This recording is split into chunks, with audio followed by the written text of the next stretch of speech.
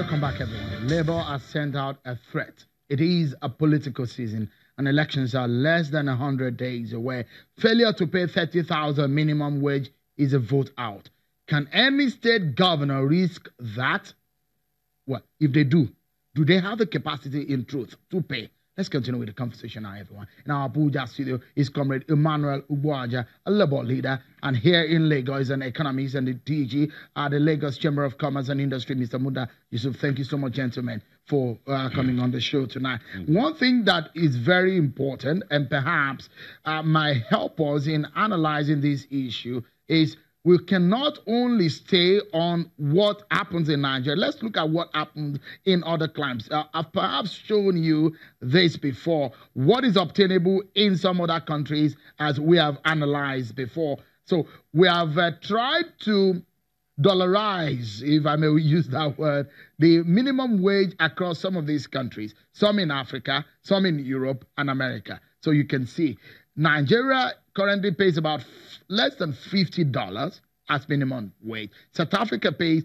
$242 as minimum wage. Angola pays just about the same thing with Nigeria. Rwanda pays way less, even about 50% of what Nigeria pays. Ghana pays $66. Let's get back to the conversation now. Mr. Yusuf, with what we have on the ground, the other option on the table, as suggested by the governor, is a restructuring and a review of the allocation formula for the state. Would that help? It will help. And that will bring again into focus the whole issue about restructuring. This is not a federation. What we are operating is a unitary government. A quasi-federal unitary system. Yes. So there is too much pressure on the states. I mean, take a typical state. Lagos is just lucky because of the level of commercial activities. The main source of IGR for many states is payee. You pay as you earn. If you have a company in your state, the company tax doesn't come to you. The VAT doesn't come to you. The whatever withholding tax, if there is royalty, if there is rent, take it, Lagos for instance. All those go to the center. Take Lagos for instance. Look at the revenue that's being generated at the Apapa and Tinkan Island ports. Look at the kind of negative externalities it is generating and the kind of pressure it is putting on the Lagos state infrastructure. How much is Lagos state getting from it? Nothing. Whatever is realized in the ports, Tinkan, Apapa, everywhere is going to the center. So there's a major issue of equity in the way resources are allocated. And this is so I'm on the same page with the government. It's a constitutional issue. So, and we have to take all these things together. You can't just isolate this and say... How urgent is this matter? They are very urgent. Because this is a federal... You're saying, well, some of the options on the table, perhaps the reviewing of the allocation formula and the scheme is perhaps a way out. It is. But it is key. The state governors may be in trouble, especially those of them who are seeking re-election. If they do not pay 30,000, some of them may be voted out. That's what Labour is saying. So federal government has the answer, has the key, isn't it? The federal government has a major role to play, and the National Assembly also has a major role to play. Because we are talking about restructuring the Constitution itself. We cannot continue to operate as if this is a military government. This is a democracy, and we claim that it's a federal system. It should reflect the true meaning of federalism. There is too much concentration of resources at the center. If we do that, I think that will bring some sanity to this space. Let's see whether the Labour leader and his colleagues may concentrate their energy into the options that can provide solution to this problem.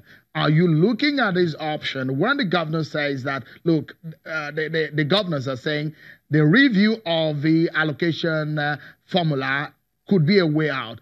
Could you be pushing for that rather than putting more of the pressure on the state governors who say they cannot pay? No, Cheryl. That position is completely diversionary.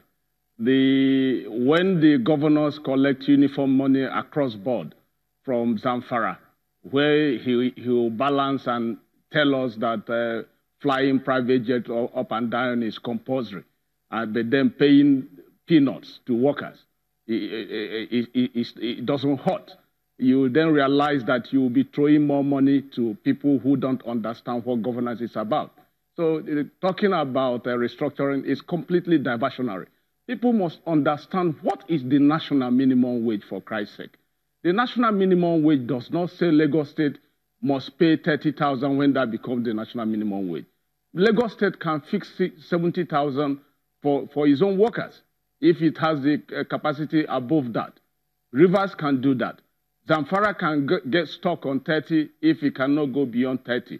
What we are talking about is what the nation, as a country, says a citizen of my country answering a worker shouldn't be paid below this. So bringing the argument of restructuring into it is completely diversionary. The Economist is giving his own view on what he thinks is the way out. But from what is practical that we can see now is that most of your colleagues are being owed several months of salaries and wages. Several months, some of them 7 months, some of them 6 months. Now you are saying do not vote them if they cannot pay 30,000 naira.